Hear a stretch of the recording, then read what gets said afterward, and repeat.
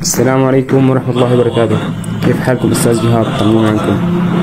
معك عبد الرحمن من ثوار دمشق.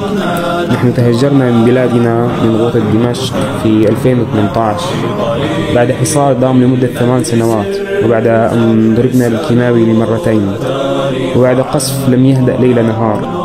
شاء الله لنا الهجر إلى شمال حلب، واليوم بفضل الله تعالى نعود مرفوعين الرأس بسلاحنا ندخل دمشق ونعلن النصر من مسجد بني أمية الكبير.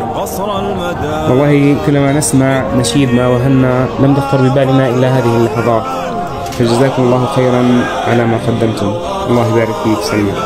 والله نسأل الله الفرج العاجل لإخوتنا في فلسطين. والله نحن أكثر من يعلم ألمكم، يعني عسى أن نراك قريبا عندنا في دمشق. نحن جاهزين إن شاء الله، وتجي لاستقبالات في كل سوريا إن شاء الله.